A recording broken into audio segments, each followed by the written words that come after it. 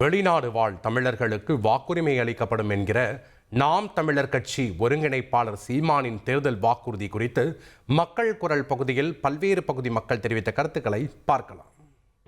அங்கேயே போய் செட்டில் ஆனவங்களுக்கு இந்த வாக்குரிமைங்கிறது அது தேவையில்லை.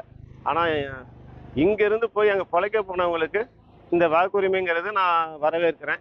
தமிழர்கள் அங்க போய் செட்டில் ஆயிடுறாங்க, அங்க போய் குடியுரிமை வாங்கிறாங்க. வெளிநாட்டுல இருக்கிறவங்களுக்கு நம்ம இங்க பண்ணி கொடுக்கறது சிறந்ததா இருக்காது.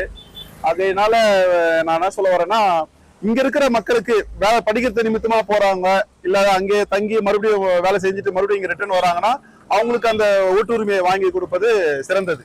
கும்மிடிப்பூண்டியில் இருக்கிற தமிழர்கள் எவ்வளோ இருக்கிறாங்க, அவங்களுக்கு அதை மத்திய அரசில் பேசி அதை அவங்களுக்கு உண்டான வாழ்வுரிமையோ இல்லை குடியுரிமையோ அவங்களுக்கு அதை ஓட்டு உரிமையோ அதை வாங்கி தரத்துக்கு அவரால் முடியல. இன்னைக்கு நான் இலங்கை வெளிநாட்டு தமிழருக்கு நான் வாங்கி தருவேன்றாரு. அதை சாத்தியக்கூறு ஆகுமான்றது சாத்தியமற்றது ஒன்று.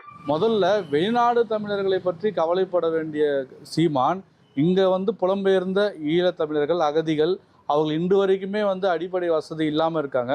அவங்களுக்கான வாக்குரிமை முதல்ல இங்கே அவரால் வாங்கி தர முடிஞ்சுதா? அவருக்கான அடிப்படை வசதிகளை இங்கே செய்ய தர முடியுதா? இப்போ சிஏஏ எஸ்ஐஆர் போன்ற திட்டத்தின் கீழே பல்வேறு ஈழத்தமிழர்களுக்கும் சரி சிறுபான்மை சமூகத்தினருக்கும் சரி வாக்குகள் பறிக்கப்பட்டது. அதற்காக அவர் தமிழகத்தில் முன்னெடுத்த போராட்டங்கள் என்ன? மக்கள் குரல் பகுதியில் பல்வேறு பகுதி மக்கள் தெரிவித்த கருத்துக்களை நாம் பார்த்தோம். இனி செல்லும் இடமெல்லாம் செய்தி. தந்தை டிவியின் வாட்ஸ்அப் சேனலை ஃபாலோ பண்ணினா செல்ல இருக்கும் இடமெல்லாம் செய்தி. இதோ QR கோட் இப்பவே ஸ்கேன் பண்ணுங்க, ஃபாலோ பண்ணுங்க.